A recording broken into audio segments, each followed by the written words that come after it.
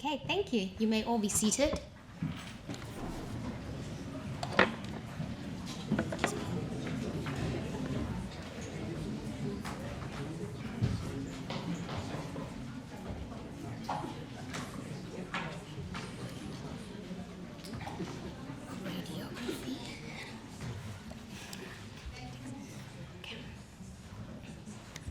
Okay.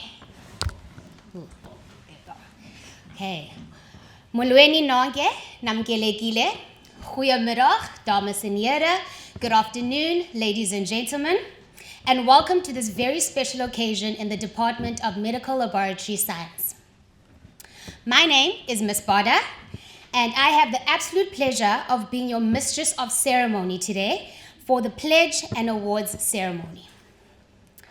We are honored to have our HODs from radiography and from dietetics, and also staff from our colleagues from the lab that are joining us today. We also have staff, students, families, friends, and guests with us who gathered to mark an important moment in the life of our department. Today is a celebration of commitment, growth, achievement, and the journey of becoming. Before we begin, there are a few house rules. Please make sure your cell phones are on silent, and you have any phone calls, please take them outside. Please also note the 2 emergency exits. And if you'd like to take photographs, you are welcome to do that, but please remove the flash and also do not obstruct others. And when taking pictures, please make sure you get my good side, which is my left. Okay, thank you. So let us begin. To formally welcome us this afternoon, it is my pleasure to invite Mrs. Steely to deliver the welcome address.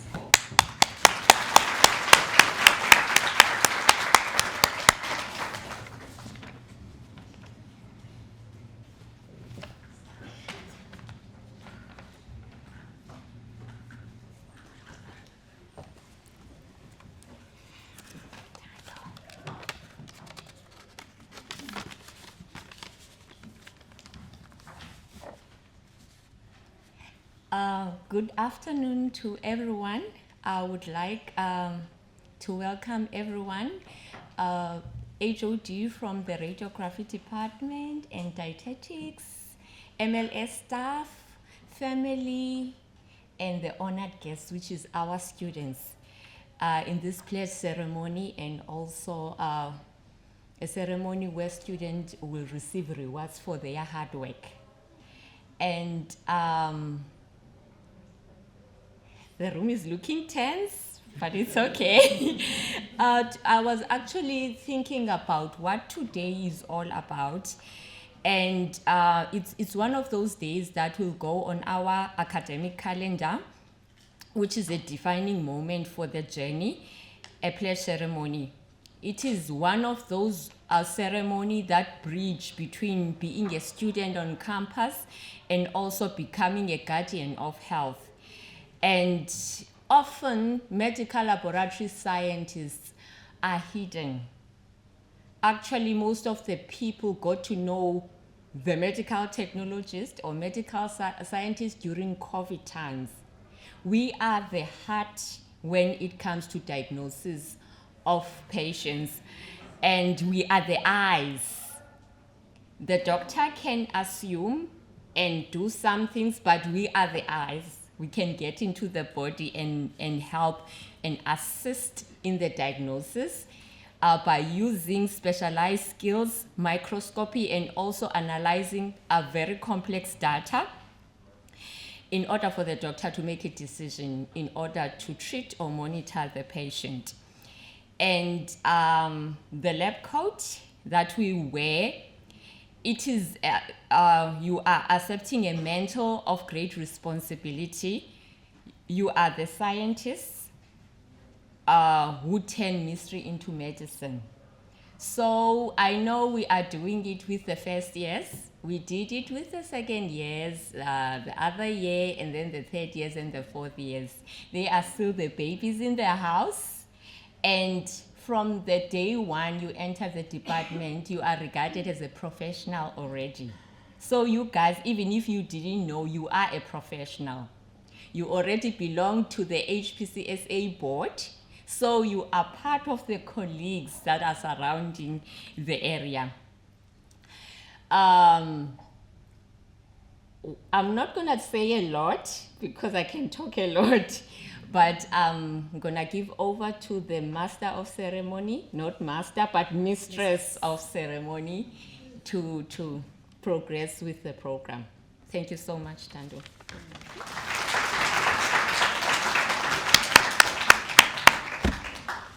Thank you, Mrs. Steele, for your warm words of welcome. It is now my pleasure to introduce our guest speaker for today. Our guest speaker is Ms. Nelisiwa Chona Chingu. She is a Nelson Mandela University alumni and is currently working as a Quality Improvement Project Coordinator at NHLS. We are grateful to have Ms. Nelisiwa Chigudu with us today to share words of insight and encouragement. Please join me in welcoming Ms. Chigudu.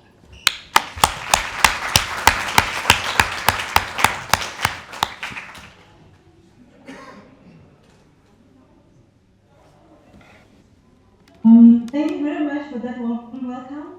I don't know if I'm audible.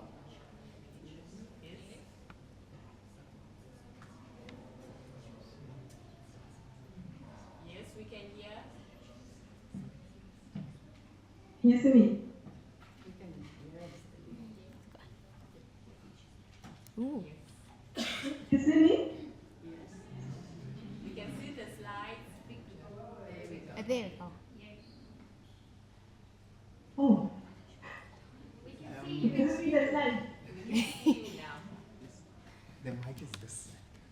So just let her know that you can see. Oh, we can see you. Thank you. Okay. I'd like to share my presentation. All right, thank you very much for the warm welcome. This is such an exciting time. I am honored to be a guest speaker in this very important ceremony. I remember years back how, as a young person, we were presenting using the projectors and how I was faking because I didn't know how to use it and I had a stage fright. But I'm thankful to God now today I am able to speak. I guess it comes with age as well, and also His grace. As Mrs. Tilly has already said, as medical technologists, we play a very important role. I remember after I had graduated and I had gotten the job, how my mom, she would gather her friends around, and I had to, I don't know whether they thought I was a doctor already, but I would be told the symptoms and I had to tell them what could be wrong with the person. And every time I had to explain to them, I'm actually not a doctor, I'm a medical lab technologist. I do the testing in the lab and had to kind of educate them about their health as well. So that's how important you are in the society as well. That's how highly you get taken. Is my presentation showing? No, it's not. Is it not sharing yet? Presentation is not showing. Can you please maybe share your screen? We only see you here. Okay. All right. There's my screen. Can you see it now? Yeah, we can see it. Thank you. Maybe put it in presentation mode too. Yeah. Okay, there it is. All right. So this was me in 1999. No, it was actually in 2000 when on the 16th of March, when we were having our graduation ceremony. But we started in 1997. So we were the class of 1999. I must say, I don't think I was ever ready for that journey. It was exciting, but it was also full of humps and bumps. Like I already mentioned, I matriculated in 1996. We had the graduation in 2000. I had my first job at Pathcare in 2000 up to 2001. So my journey has been very colorful. I've been all over, but you'll understand with the presentation. And from Pathcare, I moved to UCT Medical School at the virology lab. From there, I moved to the NICD, Special Pathogens Unit. From there, Vet Health Consortium, Research Technologies. And from there, Track Care. I was implementing Track Care, which is currently used now at NHLS under the company HST. And afterwards, I did project management, and I was a project coordinator with the SLAMTA project in the QA department, which is where I am right now. And I did a bit work with Vets Health Consortium again with their e-labs system. And currently, I am a CQI project coordinator or manager, if you may. So, first year, like I said, I was never ready. You know, as I was preparing this, I realized how much I had been through in that year, and how I can really only attest to the grace of God, how He carried me on His hand. Because I was changing environment from high school into a tertiary institution. Living for the first time, I was living in res, having the freedom of being able to go out at night and not have anyone to say who is switching on the lights, who is closing the curtains, like it was happening at home. So I had to have self-control of my time in the midst of all that excitement. There was work, there was so much work. There was a green book, which was for anatomy and physiology, which gave me a headache from the day I saw it because of the intimidation it had, the size. Not only that, in my own personal life, I was dealing with the rejection of my father, where I didn't have money to come back for the second semester. And when I went to ask for it from him, it became a very traumatic and ugly experience. But lo and behold, I did manage to come back. Not only that, I was dealing with the loss of my home where I grew up from, because I lost my caregiver, who was my grandmother, during my grade 11. So as I started the first year, I was still grieving my grandmother. When I came back June, I found that I didn't have a home anymore. We were shut out of our home. So I didn't have a place to go back to. So I was coming back with all that burden. But in the midst of all of that, I'm grateful to God that I managed to pass that year, and I actually did well. In the second year, I got my first failure. My friend over here also had to deal with having to make new friends, which was another frightening thing for me.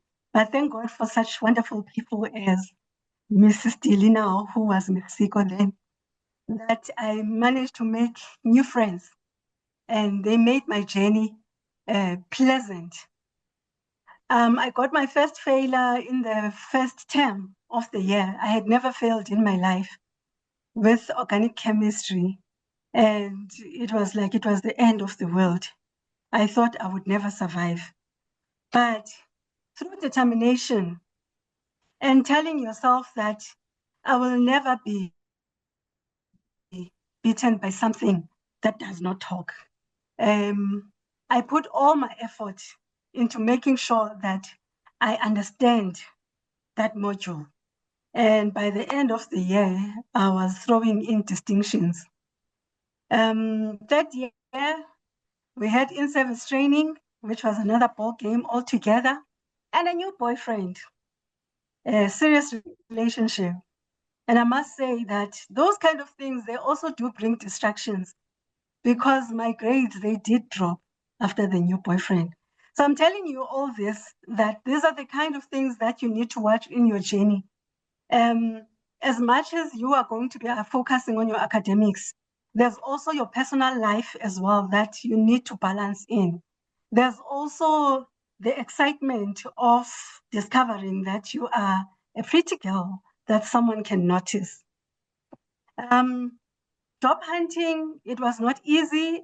We graduated as 11, and I was the only one who did not have a job.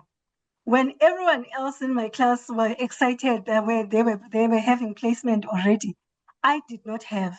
And simply because I had been placed for in-service training at what used to be, it was SAIMR then, and it was merging to become both parastatal government and private. So they froze the post. They were no more taking any posts available. So as a result of that, I did not manage to have the opportunity to have a placement as well.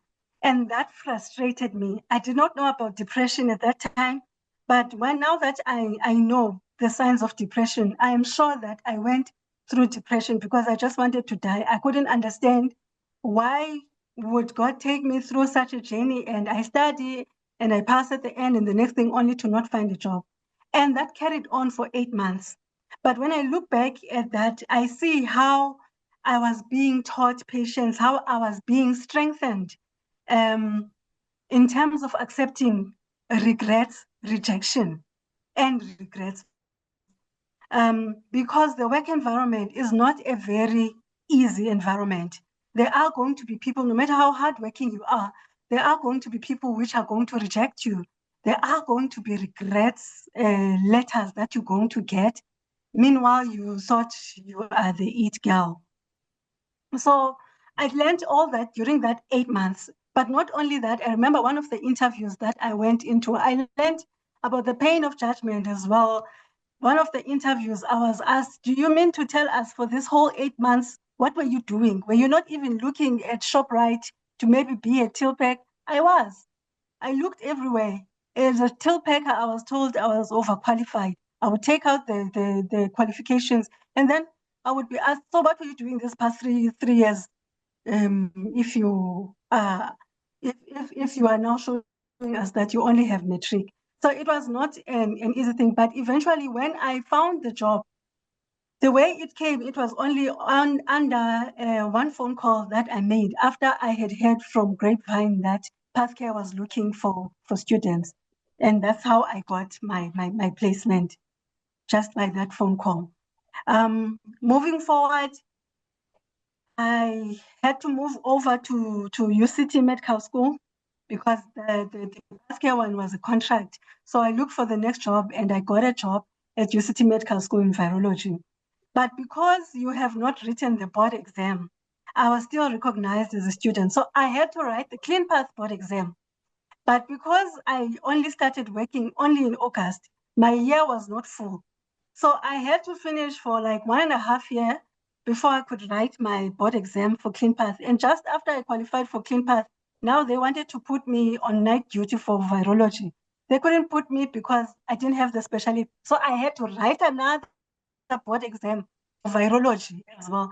I ended up being qualified in both Clean Path and virology. I thought this was a punishment, but little did I know that later on in my journey, this would be one of the qualities that made me ordinary, not so ordinary, but special to be taken for that track care job later on, which I got. Through my virology, I managed to land at special pathogens unit, which I thought was the top of the tip of the lab. I was excited about getting into this space suit. was excited about working with the very dangerous viruses, Crimean Congo, hemorrhagic fever. And I also even went on to present a poster at the Smelter Congress. I think it was 2005-06. So it was an exciting journey for me. We were busy inoculating rats there.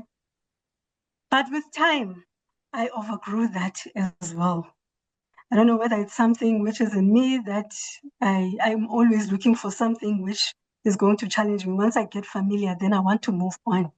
So with time, I left as well, and I landed with the HIV vaccine trial, where we were setting up the L5 laboratory for the vaccine trial, for HIV vaccine trial. And this took me to the MEC laboratories. I, for the first time, went to the US, and I got to see the actual snow. But not only that, I learned how a lab is set up from the beginning. Unfortunately for us, that project didn't last for long, as the project got halted, as the study got halted within that same year, later in October 2007. And only to find that actually God was opening for me a door in another setup altogether, because I remember a time when I wanted to be a medical rep.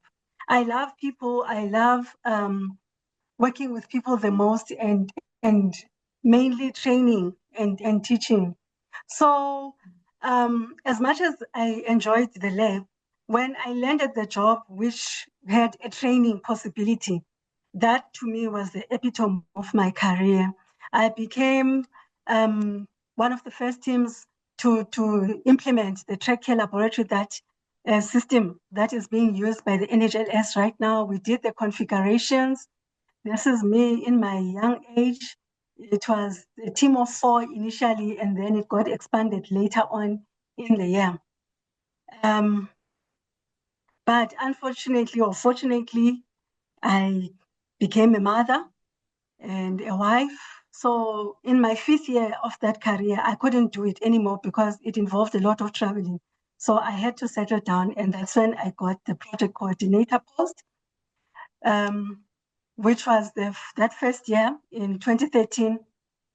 Now, in this year, little did I know that all these years I had been carrying the depression of the rejection of my father, but not only that, of the fact that it was also hidden in my genes. So I fell into depression, and I got to experience how a person, when they really feel depressed, how they feel like. It was an experience that I never wished for even the worst enemy of mine.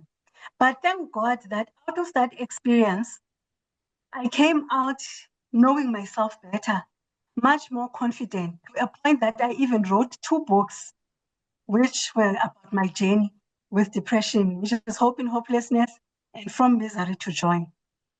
After that experience, I was out of the lab environment for about 7 years. But during that 7 years, I was busy with other projects. And I came back in 2024. In 2021, I did a 6-month consultation with the eLabs, where I was writing the eLabs manual. Now, why am I sharing all this? Out of all these experiences in different places, I learned that you never burn your bridges. I am back in from 2024 in the same job that I was in 2013. Because of my conduct 10 years back, someone was able to recommend me when the post became available again this year, 2024. So it's important to never burn your bridges, because life is about relationships. So as much as you can be very good in doing your job, but if your attitude sucks, no one is going to want to work with you. Not only that, those we once met will meet again. I never knew that during 20 plus years, I will be in this platform as an alumni of the very same course that I started with. Life is about balance, even though it is complicated. In the midst of all my business, as a wife, as a mother, and I'm busy still studying other things as well, and I have a very demanding job as it is, I still find time to do my gym because I have to find that balance. I still find time to play as well with other kids which are same age as mine. And we go out and we have some pizzas. So life is about balance because once your life is not balanced, it's easy for your emotions to be disrupted as well. You're never too old to learn anything. Here, over here, this is me learning swimming at the age of 40. And I'm still learning it, by the way, right now. Find something that you will believe in. Hence, I've got this prayer position. Find a system that will work, that you believe in, because we are made up by our belief system, and your belief system has to work. It must be something that when you are in trouble, you don't take it with and have to run with it to protect it, but it must protect you. So for me, it's God the Almighty. But there's different religions that people believe in. So it's important at a young age to find yourself that God that you believe in. And lastly, if you fail, and when you fail, failure is only a lesson on how things are not done. So it takes you to the next level of your knowledge. Please do get up after you have failed. We fall all the time, but don't stay down there. Get up. This, by the way, is one of my friends I started with there at NMMU. She is no more. The people that we are with, we must treasure because they are not going to be with us for long. And lastly, never forget to dream. You were created for a purpose. In this day and age of my life, I'm able to attend. I've put this photo here, not to brag, but because I had never thought in my life I would be in positions where I would be interacting with the CEOs of the companies and doing presentations to them and holding meetings with them. So the sky is the limit. Never limit yourself. Thank you.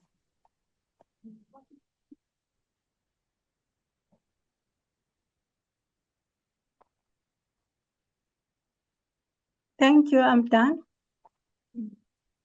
Thank you, Ms. Chikodi. It's Mrs. Chigudu and it's Nelly Swashona. I was Bodla when I was there. I'm now Chigudu. Oh, thank you, Mrs. Chigudu. Okay.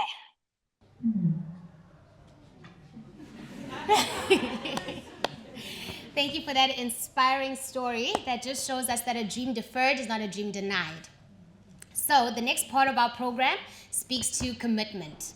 Not only learning, but ethical conduct and professional integrity and lifelong services. To frame this moment, I now invite Professor Smith to come and share a few words on the significance of this pledge.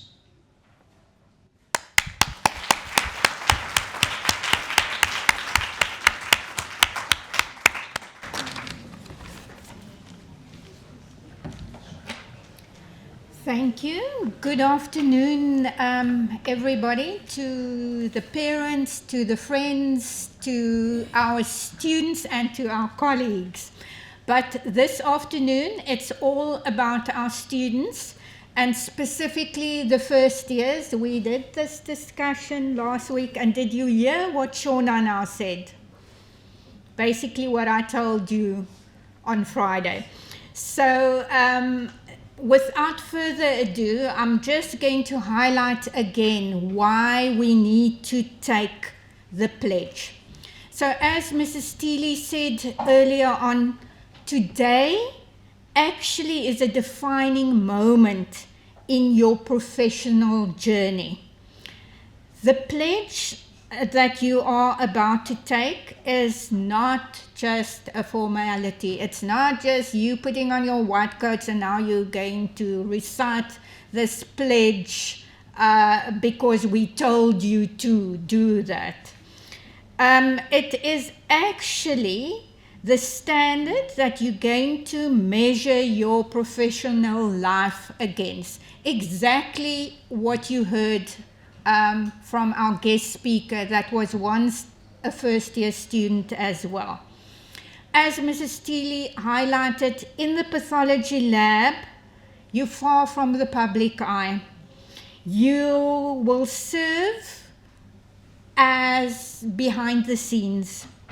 The patient is not directly going to know that you are there making decisions, not for them, remember what we're going to say, but decisions that will influence their treatment. When you promise to uphold the ethical conduct, you commit to maintaining the highest standards of accuracy and of integrity of every test that you perform. You pledge to embrace also the values of the Nelson Mandela University. It connects you to the enduring legacy of excellence, Ubuntu, and social justice. So please make sure that you always uphold those, what will we call them in easier language, principles, to make sure that it is meaningful in your life. And remember, just as Shauna now said, you promise to balance your service to others with care to yourself. As you heard, it's just as important to look after yourself, because if you're not in the right space, then you won't be able to deliver the accuracy and precision that you need in the laboratory to deliver the best results possible. The pledge that you take today, every single word is important. I'm not going to belabor that point forever and a day, but we did discuss this year in detail with the first years. So let today be the first day of your rest of your life as a professional in the medical laboratory science field. So although you're still a student, you are registered with the Health Professionals Council as a student medical laboratory scientist, and from this day onwards you will embark on that professional journey. And as you saw with Shauna, that journey might be very different for you than it was for me or for her or for the next person. And there's no right or wrong. The only right and wrong in this case is your ethical behavior as a professional at all times. Thank you.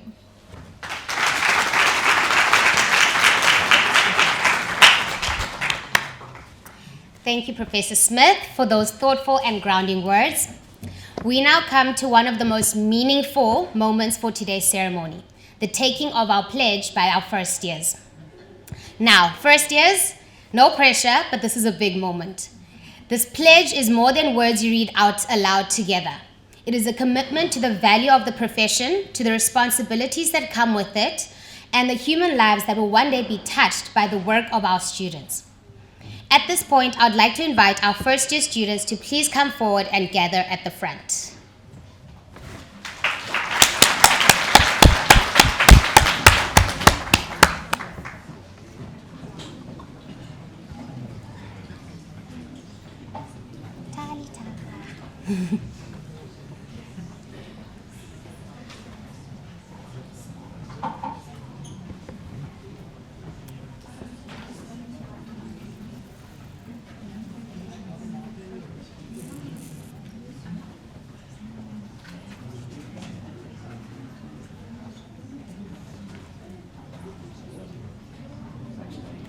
Stand like here in the front. The short ones in the front, please.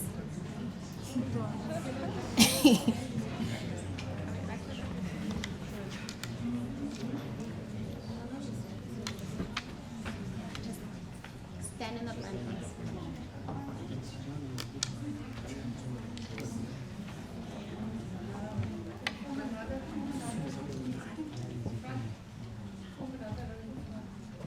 And now the short people is not going to move to the front. I'm a short person, I'm always in front. So if you can't see me, Okay. Is everyone good? Thank you. Students, when I prompt you, you may begin reading the pledge together.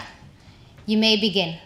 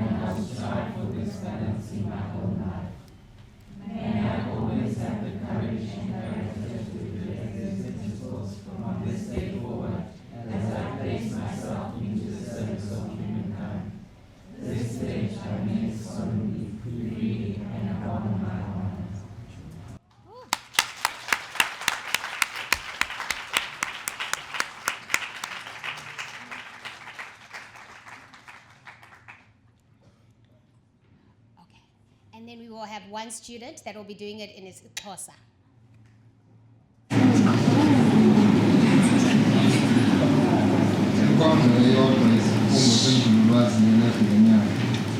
Ndimi phakathi kosapho abathongo abafundisi-ntsapho noogqabama ndenza esi sifundo njengomfundi wenzululwazi ye-lab nonyango kwifaculty yenzululwazi kwezempilo kwiYunivesithi yeNelson Mandela. Ngokwenjenje ndenza isifundo sokuxhasa imigangatho yokuziphatha yeyunivesithi nelefaculty njengoko ndiqalisa ukuzikhulisa njengegcisa ekusebenzeni luluntu. Umbono wam ukuba sisazenzulu esibalaseleyo se-lab nonyango ndiza kuzinikela ekuziphatheni ngobugcisa obukhulu nokwazi ukuphengululo njengesazenzulu se-lab nonyango esibhaliswe kwibhodi yembali yeteknoloji yonyango. Ndithembisa ukuxhasa imigangatho yokuziphatha yeyunivesithi yeNelson Mandela njengoko isebenza ngaphakathi kwefaculty. Imfezeko, ukubalasela, ubuntu, ukungafani, ubulungisa entlalweni nokulingana, nokuba ngumququzeleli wobume bemeko yendawo ukuze ndizifezekise iinjongo zam zobugcisa.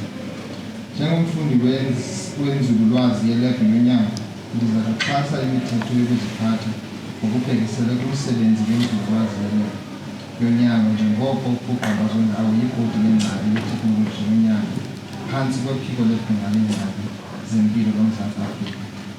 Injongo yam iza kuba kukuqonda nokuhlonela iimfanelo zam zemfundo nezam buqu, ukuvakalisa izinto zam ngokukhululekileyo, umsebenzi wam wokusebenzela abanye abantu nobume bemeko yendawo okwabelwana ngabo. Ndiza kuzama ukucingisisa, sebenzisa naliphi na ithuba elivelayo lokukhula emsebenzini wam, ndizame nokugcina indlela yoluntu. Ndiza kuhlonela abo bandifundisayo nabo bandicebisayo kwanabo bancedisa ukukhula obuchule bam obusebenzisekayo. Ndiza kusoloko ndifunda ndinombulelo nokuzithoba, kwaye ekwenzeni oko andisayi kukukhupha kubundoluka, ukuqalugwelo okanye ukuzingca ekwenzeni umsebenzi wam. Ndiza kuqhubekeka ndifuna ukubalasela kwaye ndabelane ngolwazi. Ndiza kusoloko ndihlonela isidima sobomi bomntu. Ndiza kuhlonela ukuba lihlebo kwabaguli nolunye ulwazi oluyeleleyo endinayo. Okokugqibela, ndiza kwenza konke endinako ukunceda abaguli ukuba baphile kangangoko emzimbeni nasengqondweni. Kwaye ndiza kuzama nentelekelelo ebomini bam. Akwaba ndingasoloko ndinokukhalipha, ndinesimilo nokuhlonela nemithetho-siseko ukususela namhlanje ukuya phambili njengoko ndizinikela ekusebenzeni koluntu. Esi sifuko ndisenze ngokundilisekileyo, ngokukhululekileyo nangokunyaniseka.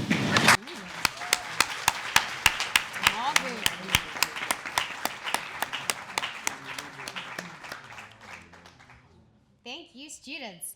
May those words stay with you, not just today, but on the days when things feel difficult, overwhelming, and uncertain, because those are the days they matter the most. Thank you. You guys can sit.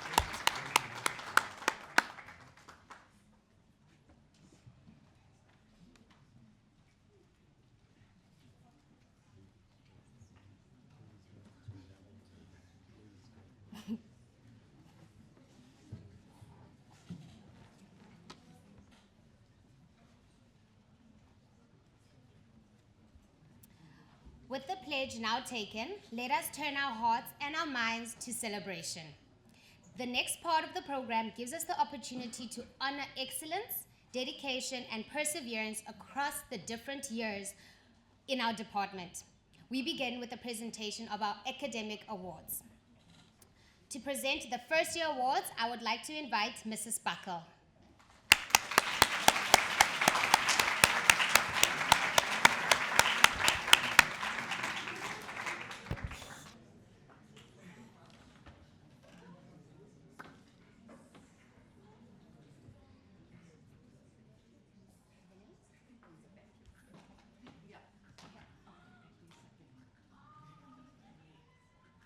This is our second year class. Well done, Daniela.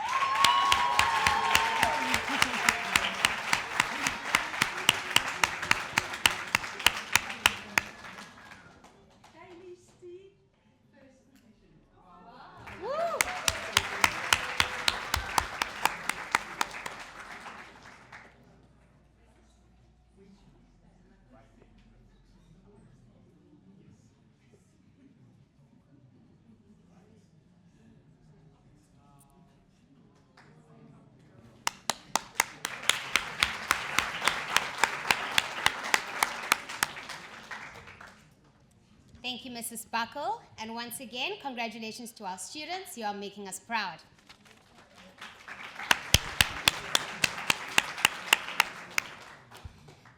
To present the second year awards, I would like to invite Mrs. Steely.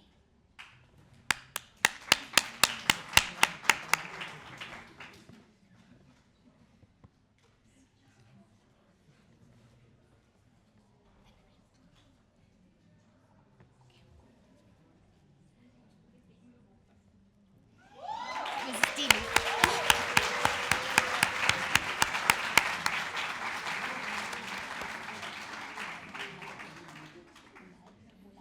Third position, Sayola Matubula. Bella.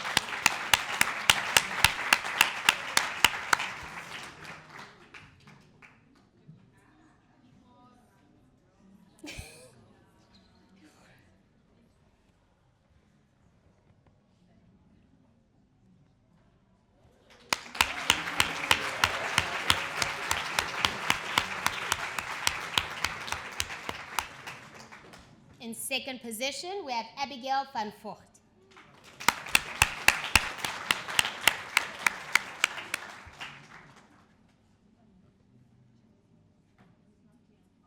Oh, okay.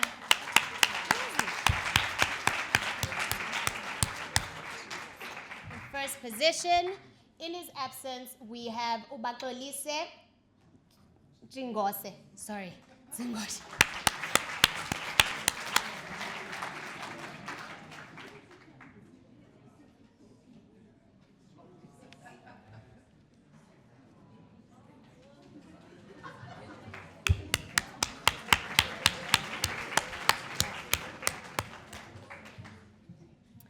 To present the third year awards, I would like to invite Mrs. Sondi.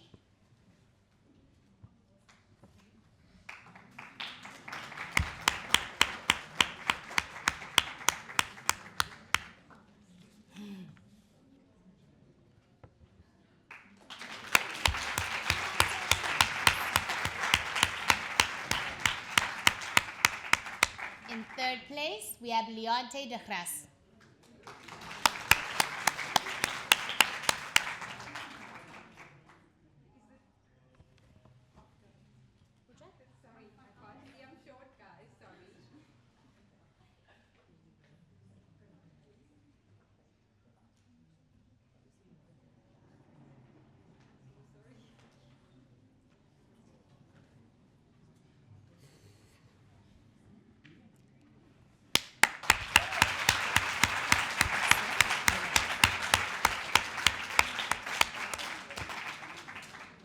And in second place, we have Arase Pillay.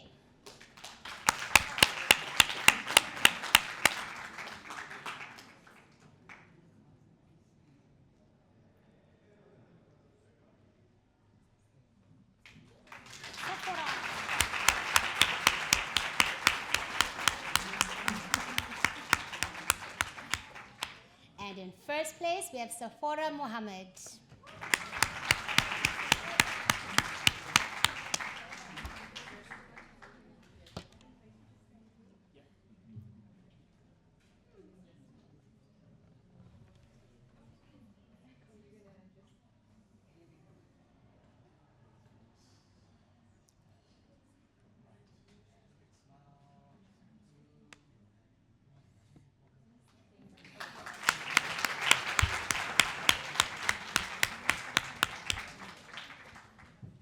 To present the fourth year awards, I would like to invite Mrs. Van Reena.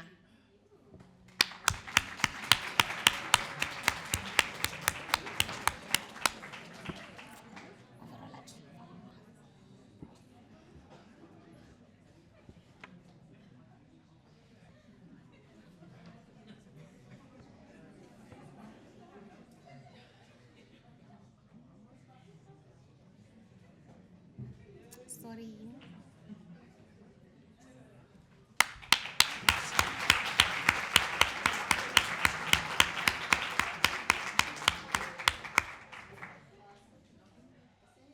It's not here? No. Okay. Third place is for Yabashini Naidu.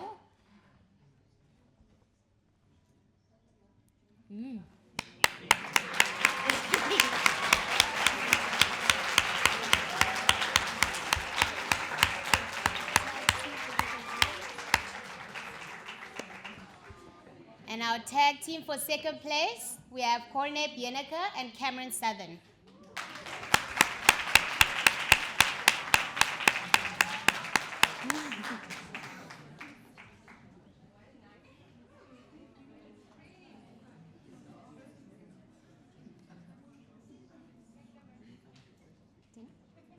Yeah, this one.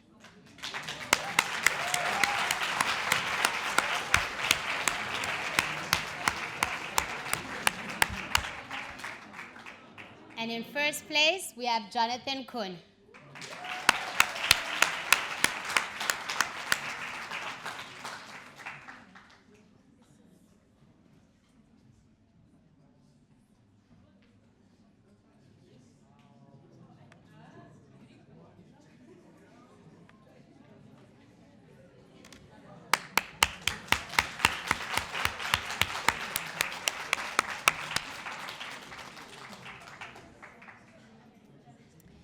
And now we come to the presentation of the overall achiever. I would like to invite Professor Smith to continue with this award.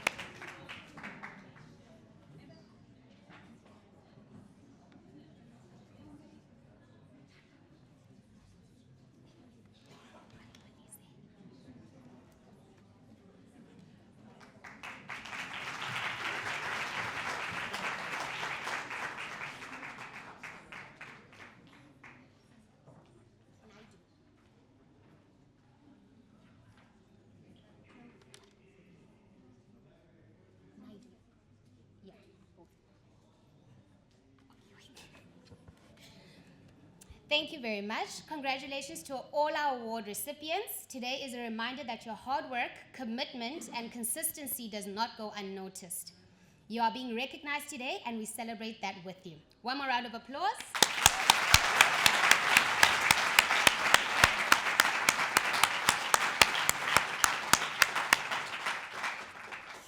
We now move to another very special part of the program, the distribution of name badges.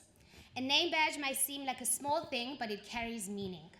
It represents identity, belonging, responsibility, and the beginning of a professional journey. To present the name badges, I would like to invite Mrs. Zondi.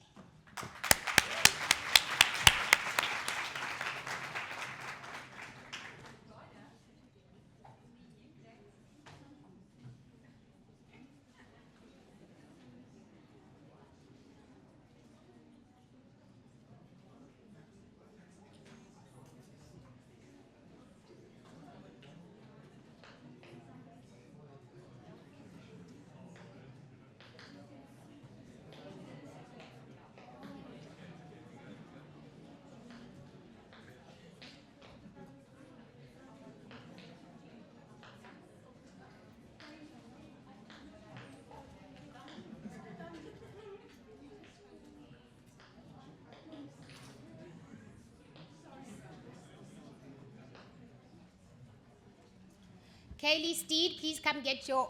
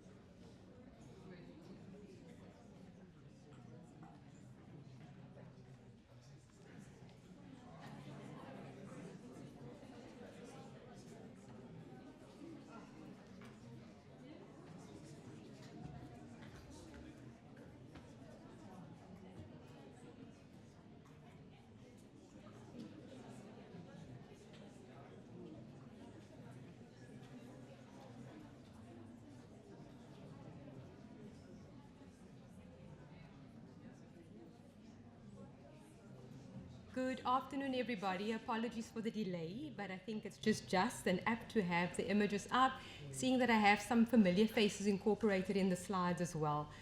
And just maybe before, as we're starting up the presentation, for those that know me will know I'm normally the sunflowers and sunshine and bees and unicorn, okay, not unicorns, but all that's positive.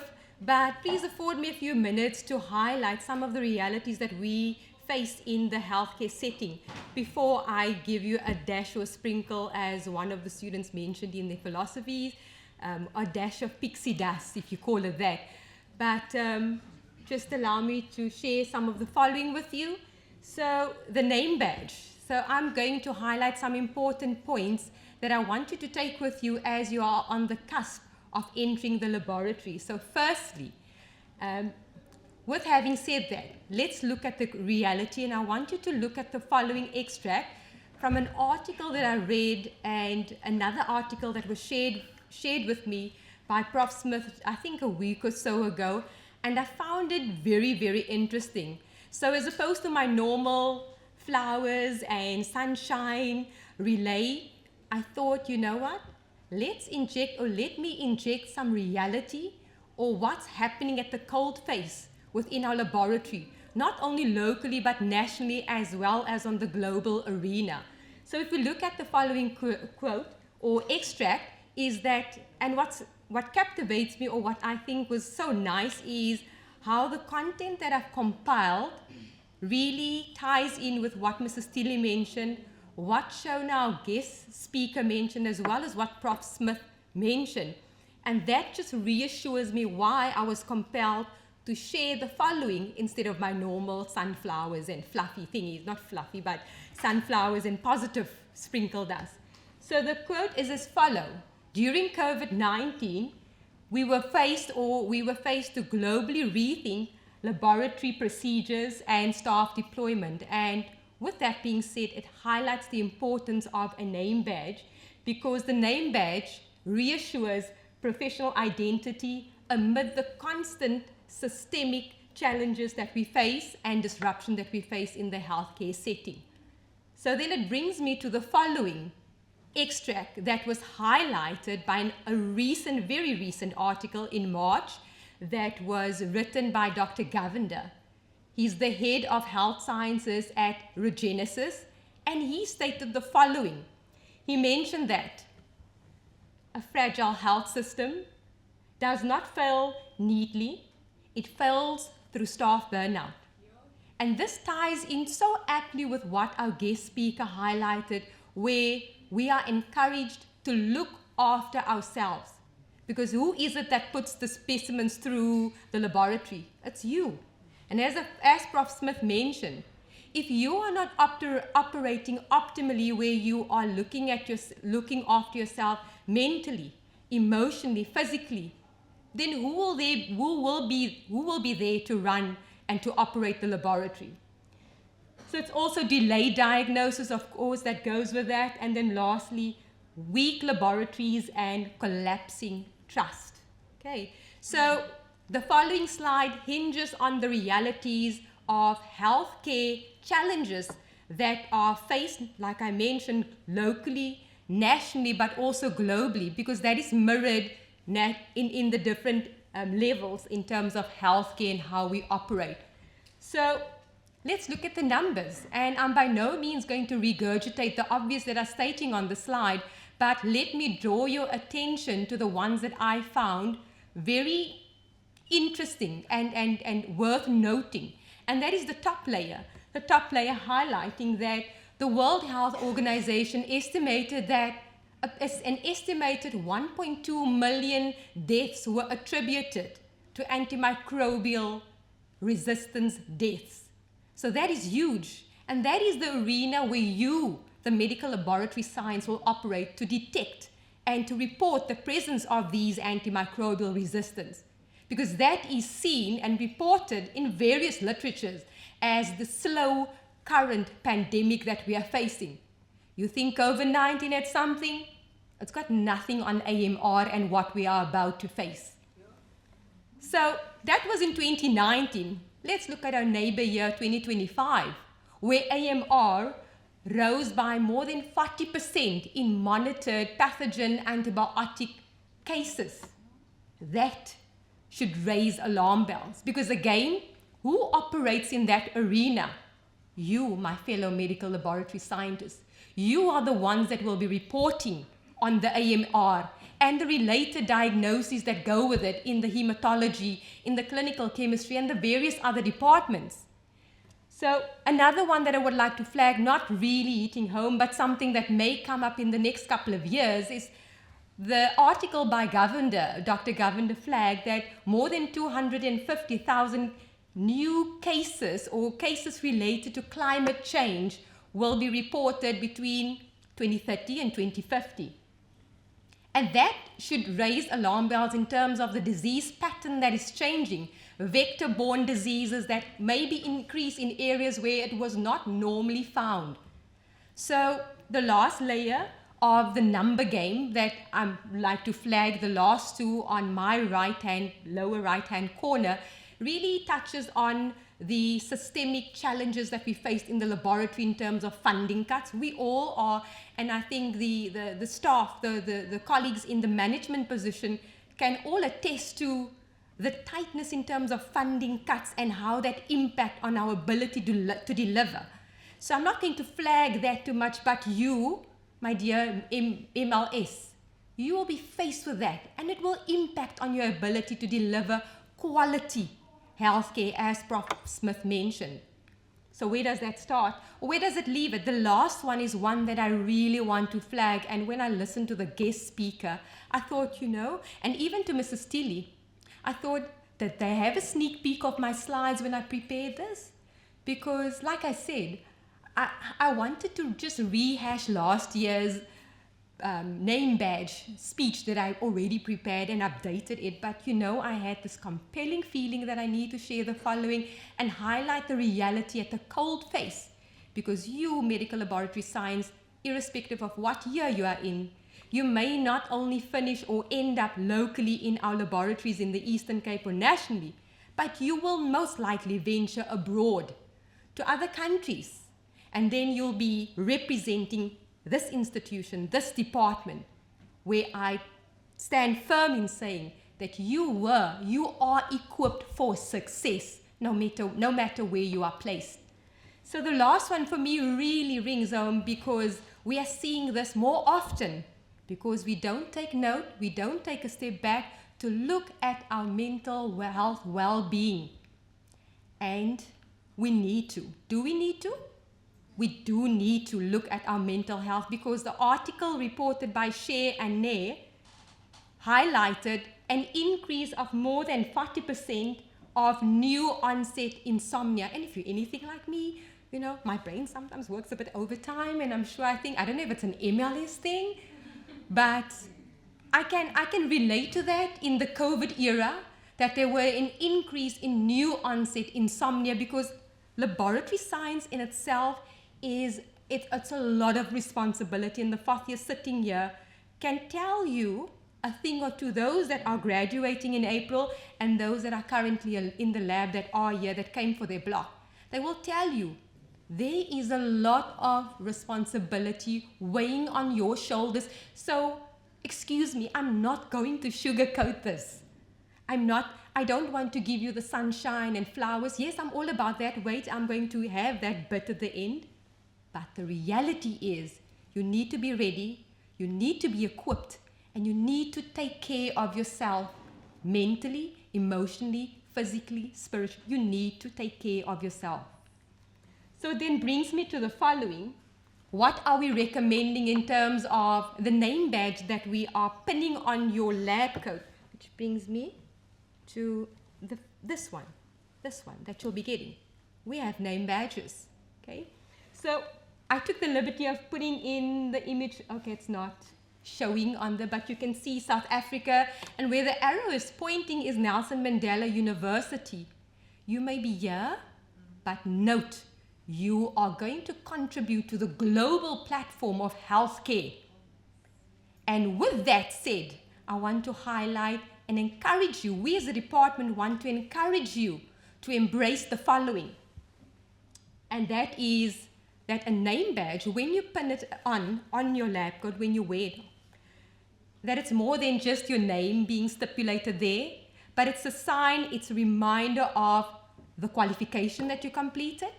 It's a sign of accountability and trust placed on in your hands, in your capable hands. Then Prof. Smith, Mrs. Steele highlighted that we are often referred to as working in the invisible front line, and we are reported as detectives, disease detectives working behind the scenes. Yes, even our guest speaker mentioned that she had to explain what her qualification is all about, and how often do you need to do that in our society and amongst family members? They don't really know that we exist, but I'm going to skip the trust in the fragile system because that touches on systemic issues that you will face in the laboratory, in the healthcare setting. And I want to jump to the last point in the lower corner, and that is we as a department want to encourage you, and I want you to remember that you medical laboratory scientists, you are the bedrock. You are the bedrock of diagnostic medicine. Don't forget that. Because yes, we might be working behind the scenes, but we made a very conscious decision to enter into this profession. Why, you may ask? So that we can serve and contribute to saving patients' lives. When you stood, all of you, including the first years now, all of you stood here and you completed that pledge. Did you do so under duress? Were you forced? You were not forced. You did so even within the pledge it says, I do so freely, willingly, because that is the choice that you made. You made that commitment. So stand firm with it. And I also want to hinge on what Prof. Smith highlighted, because we spoke about the attitude and the behavior aspect. Guys, you know, it really touched my heart when Shona mentioned that she could go back to a job where she worked 10 years ago. Why do you think I am where I am today? I know Prof. Smith told you about the situation. I'm referring to the first years. Okay? I always try and put my best foot forward, and I'm encouraging you to do the same, because whether you like it or not, you are your own walking CV. You are your own walking CV. Do that with pride. Take that words that you said out freely to heart and let it be engraved in your heart. Okay, guys, I don't want to belabor the points, but just to conclude, obviously I can talk forever, so I need to finish up. So, as you are entering into the laboratory, dear third-year medical laboratory scientists, I would like to encourage you to display the following, you know, in your daily operations, is to, and Shona also mentioned that in her speech. She had the image with everybody around her in that picture towards the end, and I want to encourage you to collaborate and to grow, okay? Because that will take you places. She mentioned, I never thought I'm going to stand here presenting and relaying the information that I do at conferences, etc. No, we are equipping you for success. And then on the quality bit, but Prof. Smith mentioned that quality is not a occasional, oh, I feel like quality, or doing my quality work today, or oh, the weekend I'll do some quality work. No. Quality is a daily thing that you are committing to, because you freely gave that pledge. It's a daily commitment. Why? Because patients' lives depend on what you are processing through the laboratory. Then let me just peep here. And then we want to encourage you to strive to have a pioneering spirit. I know not all of you attended the Smeltzer Congress last year, and some of these are snapshots from that, just to share with you, especially the newer students that may not know that this institution, this department, were the second institution nationally to commence and start with the MLS qualification. And that is due to the hard work of my colleagues sitting in here in the front row. They committed blood, sweat, and I think tears were as well, right, Mrs. Buckle? I think there were some tears shed as well. But it was a lot of hard work in order for that to come to fruition, and you are the bearers of that fruit. And then adapt and innovate. I think that's quite self-explanatory, and especially that which we saw and that was demonstrated by our colleagues when they were in the laboratory during COVID and all the challenges that they faced with staff shortages, supplies or resource shortages, turnaround time that was extended. Some tests being pushed to the side like TB. We know TB is important, but TB was all of a sudden during COVID, it was sort of pushed to the side because we had the priority on our hands, and that is dealing with COVID and getting the numbers to the public, right? That is where you will operate. So we encourage you to strive, to adapt, and to innovate. Prof. Smith mentioned in the ethics talk to my third years the other day, she would like to read about you in articles where you are making waves, innovating. So I'm looking forward to that, because that will be a very proud moment where I think all of us will be glowing like light bulbs. And then last, we encourage you to shape the future of healthcare, not only locally, but as I said, nationally, but think globally. You are a global citizen, and you may not stay here locally.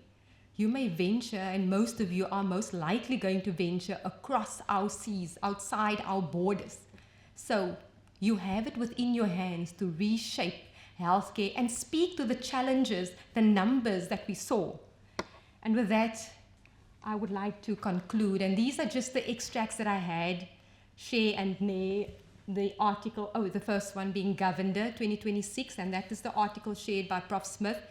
I think last week she shared it with me, and I said, very exciting, I'm going to read it, and I did not too long ago. So the third years, second years, you can expect that article to be shared on WhatsApp with you, so you can read the detail of it, very thought-provoking. And then the last one, which I stumbled on by Shea and Ne in 2021, which highlights the impact of COVID-19 specifically on the medical laboratory scientists. As I close off with the importance of your name badge, all those challenges really reinforces the importance of wearing your name badge with pride and being reminded of what have been plowed into you. And I told the fourth years earlier, we have invested, I know, I have invested in you. So I'm looking for great things to come. I want to thank you for affording me the time. It's a bit longer than my normal short, flowery talk, and flowery, but it's bees and it's flowers and it's sunshine and all of that. But I really felt compelled, and now after having listened to our guest speaker, Mrs. Tilly and Prof. Smith, I can see why I was compelled to deliver this message and the reality that we are faced in the healthcare. So I'm going to ask my colleagues to assist me to just speed up the program, or that in terms of time, to help me with pinning this name badge. When you glance down at that name badge on your pocket, do so with pride. Do so knowing that we, as the MLS department, we have invested in you. And you can and will succeed. Thank you, everybody, for your time. I appreciate it.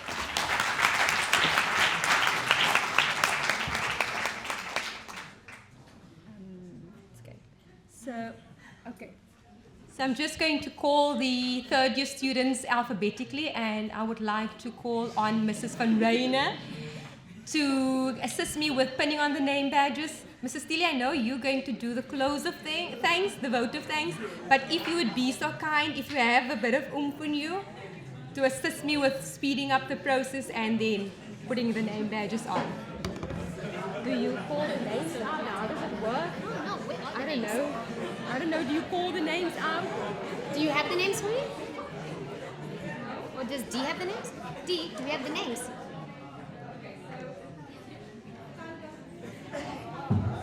On the screen.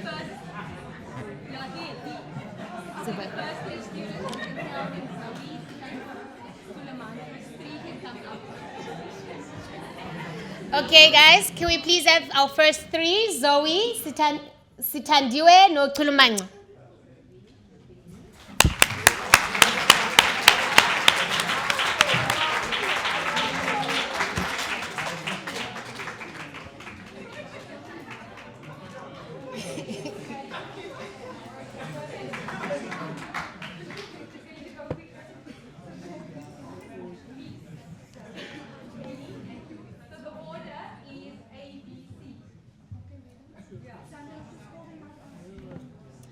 Madison, Kaylee, and Sange.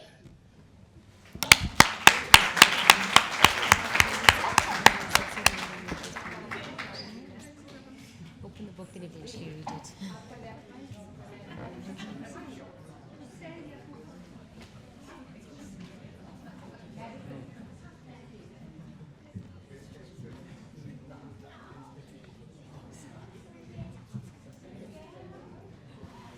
Wanda, Yolokazi, and Kaila. Kaila.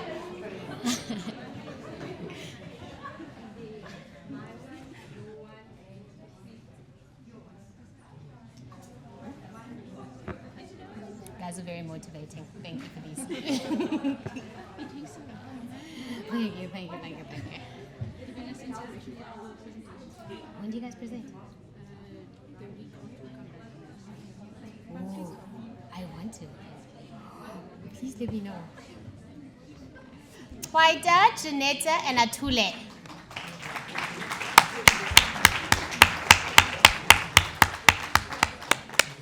Wouldn't be here if you weren't going to be here.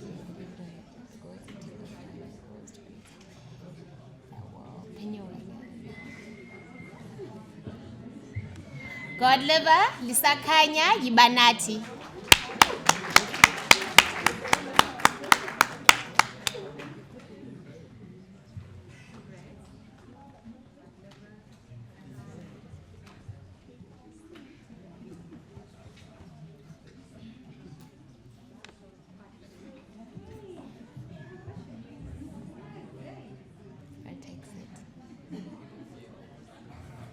Sayola and Anda.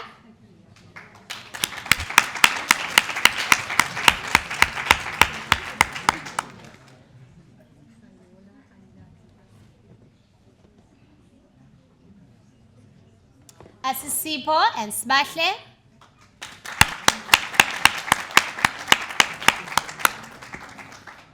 Smashle's not here today, right? She's absent. Okay.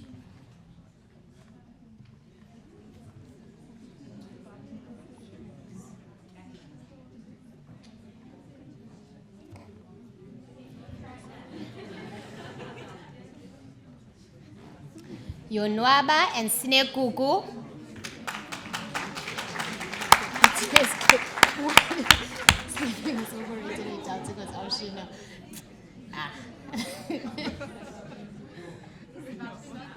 No, she's absent today.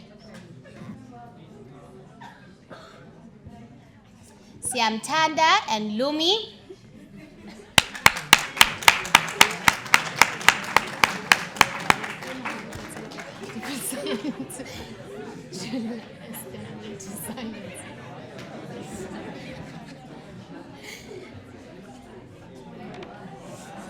Alcia, Ivonia, and Sinotando.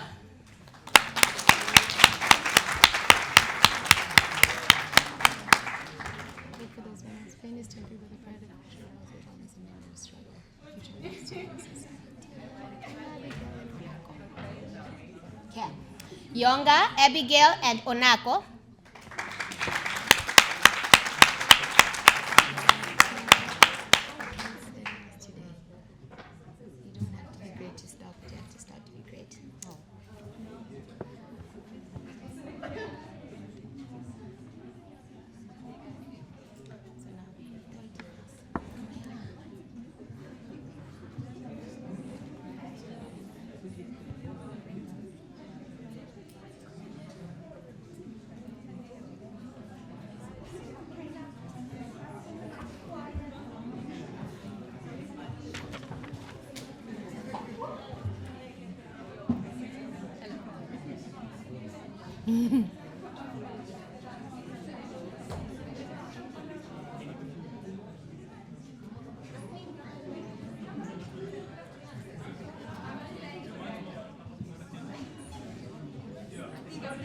In the back.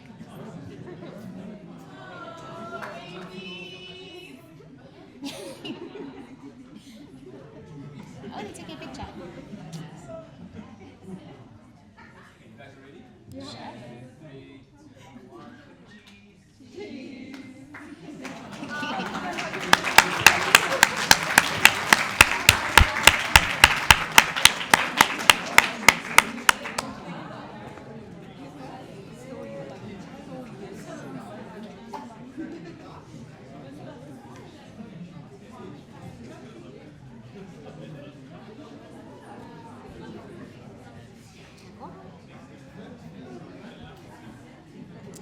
Thank you, Mrs. Zondi.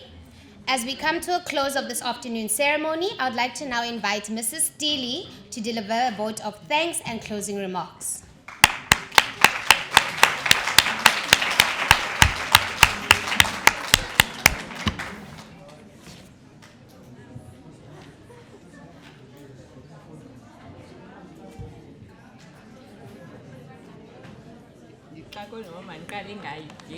Too excited, eh?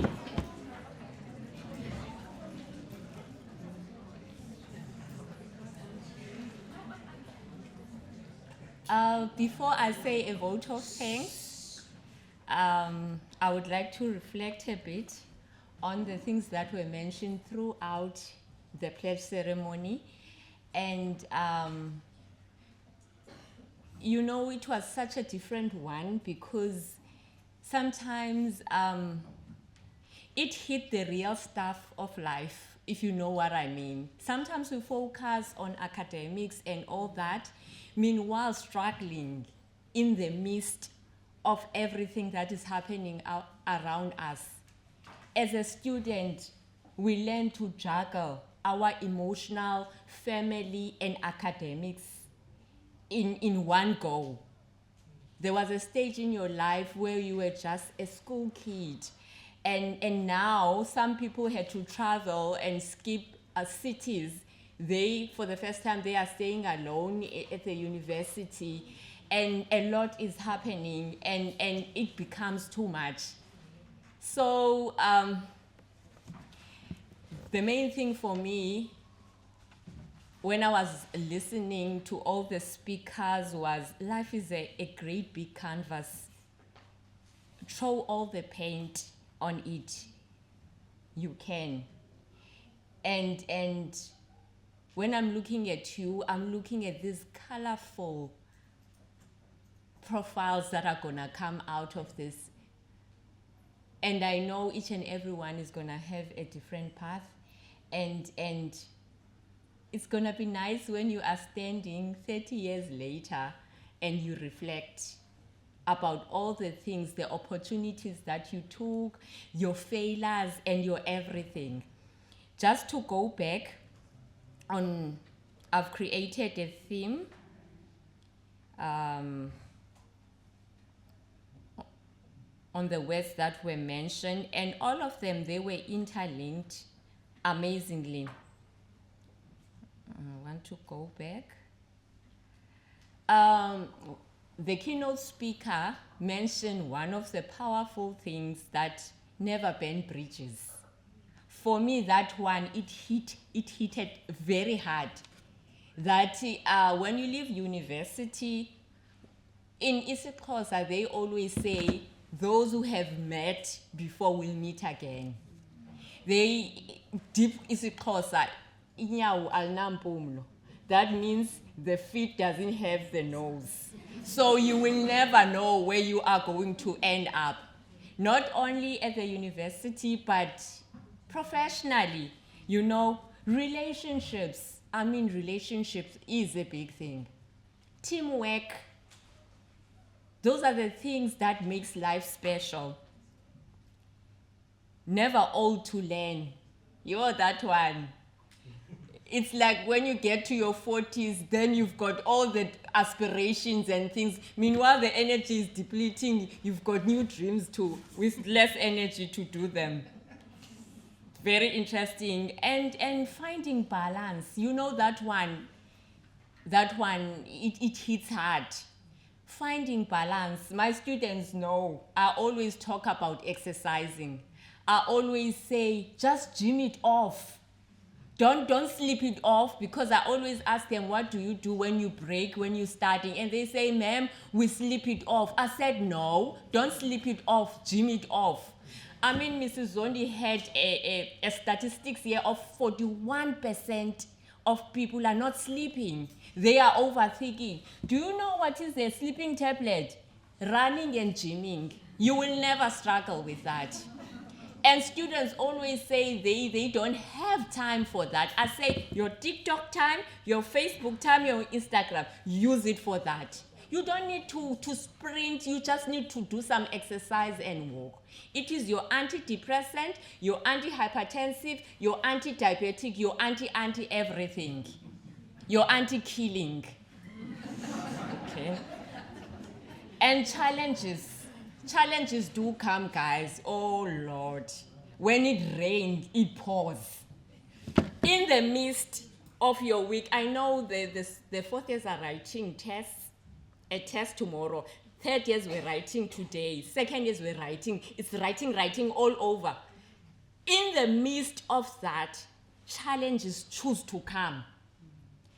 Family member is not well. You need to navigate that. You don't have enough food. I mean, we are facing financial crisis in South Africa. We cannot running away. You need to navigate all that. Relationships that are failing. You know, things, depression. You know, I always say, I don't know what's happening with today's generation. Is it a 2K thingy or what? No, it's not. She's the same age as I, but she experienced depression. So in the midst of life happening and your studies, life happens, challenges happen. That's when you need to balance your life. And also, you're the failure part. Fail hard. Don't be afraid to fail, because failing is a stepping stone. The reason I'm saying that, some people, when they fail, I'm not saying plan to fail, okay? When you fail hard, but it's a learning curve. Some people, when they fail, they choose to walk away. Just reflecting in my life, I had a couple of failures, but you know what? With each and every one, I cry like this, and then I sit with a draw and go back on my drawing board. And then I do better. And then I go back again, as if I've never been there before, and try again. And sometimes you have to do it a multiple time, like the driver's license that I had to do 5 times to get it right. But I was determined. I would cry, and then I would take money and book for the next session. That's life. And if you were listening to the guest speaker, she had a couple of failures. I mean, she was the only one. We were 11 in graduating in class. She was the only one without a job. Looking at the start, how she started, she didn't start on a good note, but look at how colorful is her CV. Your start is not a determination of your success. So it doesn't matter. I know you guys are A students. I mean, our APS score is very high. So we are dealing with A pluses here. And sometimes you hit university and everything changed. And you just wonder, I left the brain at Gray or at Masipatisane High School. No, sometimes you just need to change the strategy. When life is not lifing, you just need to fight. And learn to be fighters. I mean, at this point at the university, students are navigating. It's not even load shedding. What is it called? Power failures. I mean, in our days, we had a thick textbook like Totora and all that. We electricity or no electricity, you would have your book. But our students are AMA 2000, everything is online. So when the power failure happens, life fails, you know, and have a backup plan for things like that, you know, and just don't give up in life, guys. And what I would like to say before I say my thanks is you are standing in front of the canvas with a paintbrush. The 4th years, next year they're going to be in the industry, and the first years are starting their journey. Throw the paint there. Make your canvas dirty, you can clean it afterwards. make your life colorful. And sometimes we as people, we face fear and we are afraid to try new things. And sometimes our understanding of our profession, we think it only ends in the bench. But there are things that can be done beside that. I can tell you with her, when she started, she never knew that she was going to be sitting in high places at NHLS in the QC department. She started in the bench. And also, we are different. Don't compare yourself with the other person next to you, because each and every person here is got their different paths. Embrace it and go for it. Just to close, as we conclude this momentous occasion, it is my distinct honor to propose a vote of thanks for all the speakers, for the why, which is the students, why we're having this ceremony, for the MLS staff, who are our mentors to our students, for our faculty colleagues. Dietetics is here, and radiography, for the parents. Oh, I am a parent. I am a mother of 5. I know you are the engine of that child getting high marks. You were there when they cry and they couldn't grasp the concept. You have to dry those tears and give them encouraging words. I'm not taking that one for granted. Our photographers, Ozuki, the other one, Uzuki no Puti, okay? Thank you for capturing this moment. And Mrs. Bowers, where is Mrs. Bowers? I can't even. Oh, she always hides that one. You know, she always makes things beautiful, eh? We all.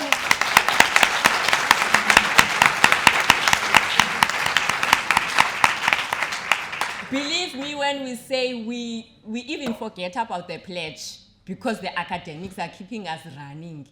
But she keeps everybody's diary, guys. It's not even funny. And I just wonder who keeps her own diary, because I even forget myself. Or am I supposed to be there? Thank you so much. Your hard work and your dedication to the department is really appreciated. We are not taking it lightly. The institution, okay, and we also have the laboratory trainers here, Velna. Thank you so much. I know how much you put in your own space in terms of training our students. And also thank you for taking time. You know, I know all of us here, the age-oldies have got a busy schedule. Meanwhile, you're sitting there, you're thinking, when is she finishing? Because I've got a meeting. And I would like to say congratulations to our students, and also those ones that didn't get a trophy or a place. Tell them you're coming next year. It's not done until it's over. Okay, just tell I'm coming. Okay, I'm changing my strategy. I'm going with everything that I have.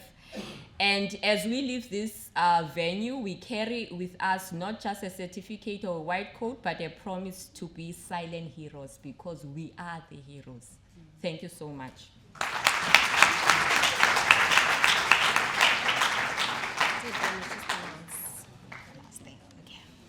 Thank you, Mrs. Steele. And thank you to everyone who has made today's ceremony so meaningful. Firstly, I'd like to thank myself for the...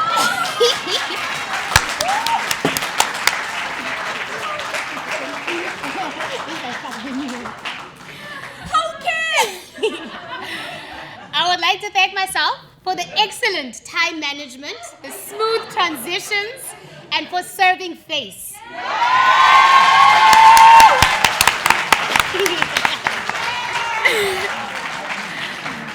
I would like to also thank our speakers, our staff, and our students, and the families that are all here to support them.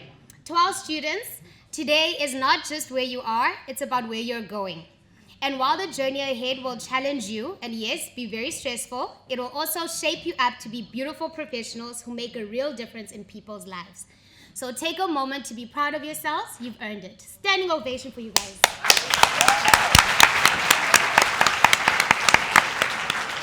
Oh, They always say save the best for last. When I was looking at Tando, I saw Tando as me, you know, as a team, as part of the team. And I actually, in my mind, when I was sitting there, I was planning to thank her for this beautiful job and this live pledge ceremony. You know, a ceremony with a sleeping mistress of ceremony.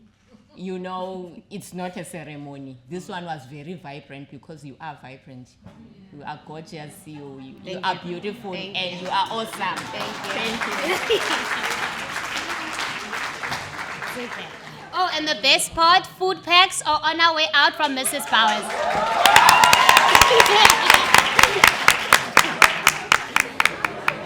Yay! Success!